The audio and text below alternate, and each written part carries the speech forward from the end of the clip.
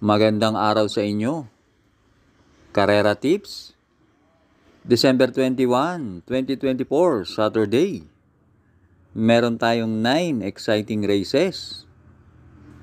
Race 1, Pilocom Rating Base, Class 5, 6 to 10 split, distance 1,400 meters, na merong 8 entries but 7 in betting option. Start ito ng winner take all. Races 1 to 7. Dito sa race 1, pampremera ko yung couple entry na 6 and 6A. Advocacy, sakay ni James Torque. At 6A na gugma, sakay ni CL Advincula. Yan si Advocacy, may takbo yan na tersero sa karera nila Lemon Bell. At ito naman si Gugma, may barrier na 115 and a half sa 1-2. Kaya tingin ko parehas may panalo yan. At panigundo ko yung entry number 1, Wallop, sakay ni John Alvin Guse. Galing nga lang yan sa bakasyon, pero tingin ko yan ang babandera. At dating gumawa yan ng 127.8 sa 1-4. Kaya dito sa race 1, pampremera 6, Advocacy, panigundo 1, Wallop. Race 2, Pilocom Rating Base Class 5, 6 to 10 split, distance 1,400 meters na merong 6 entries.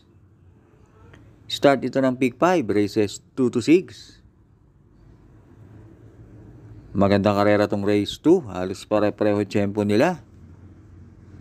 Pampremera ko rito yung entry number 1, Cool Mom, sakay ni JB Bakaykay. At panigundo ko yung entry number 6, Bang, sakay ni Jampo Leguse. Yan dalawang yan, unod sa ace. May tempong 129 and a half yan hanggang 130 sa 1-4. At pantersero ko yung entry number 3, Humble Strike, sakay ni James Torque. Yan naman, 132 ang tinapos nakaraan. Pero maaring silbing batak lang yun. Kaya dito sa race 2, pampremera 1, Cool Mom. Panigundo sa ace, Bang. Pantersero 3, Humble Strike. Race 3, Pilocom Rating Base Class 3, Merge Group, distance 1,400 meters na merong 7 entries. Start ito ng second winner take all, races 3 to 9. Dito sa race 3, pampremera ko na rin yung entry number 5, Jungkook, sakay ni Mark Alvarez. Last run, di maganda pinakita niyan. Hindi yan natimbang sa Gold Cup. Pero dito sa grupong to, siya ang may best time. At panigundo ko yung entry number 4, Sophisticated, sakay ni CS Pare. Yan si Sophisticated, merong 125 hanggang 125 and a half. Kaya dito sa race 3, pampremera 5, Jungkook. Panigundo 4, Sophisticated. Race 4, MMTCI Piltobo Special Trophy Race. Distance 1,400 meters na merong 6 entries but 5 in betting option. Start ito ng Pick 6, races 4 to 9. Dito sa race 4, pampremera ko yung entry number 3, Club Habana, sakay ni KB Abobo. Gumawa yan ng 127 nung tinalo niya si Batang Kanlaon. At panigundo ko yung couple entry na 4 and 4A, Carmela Slab, sakay ni JT Pabilik. At American Paraya, sakay ni Mark Alvarez. Yan dalawang yan, isang di bandera at isang di remate. At parehas may 127 and a half sa 1-4 yan. Kaya dito sa race 4, pampremera 3, Club Habana. Panigundo 4, Carmela Slab. Race 5, Pilocom Rating Base Class 4, 28 to 33. Distance 1,400 meters na merong 8 entries but 7 in betting option. Start ito ng second Pick 5, races 5 to 9. Dito sa race 5, pampremera ko yung entry number 6, Winner Parade, sakay ni Jampo Leguse.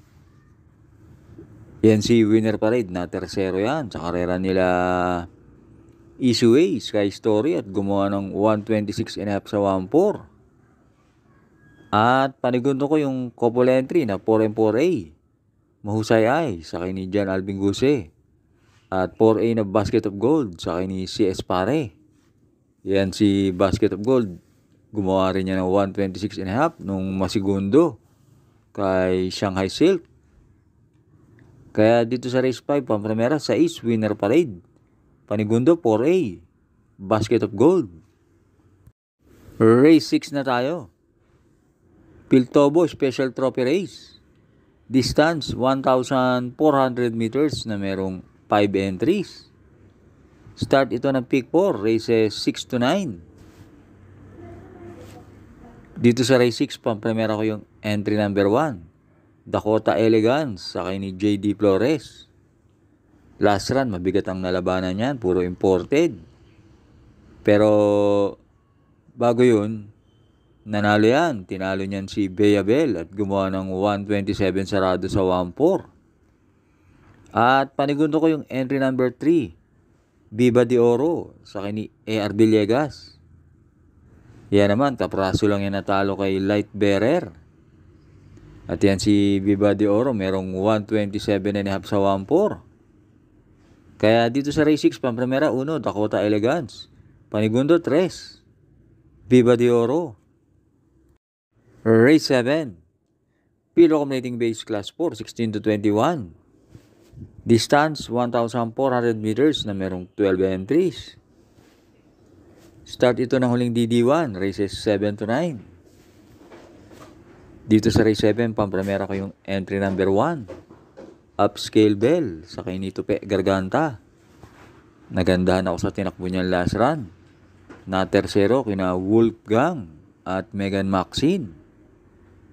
At panigundo ko yung entry number 7, Modern Verde sa kay ni AR Villegas. Last run, maganda naman tinakbo niyan.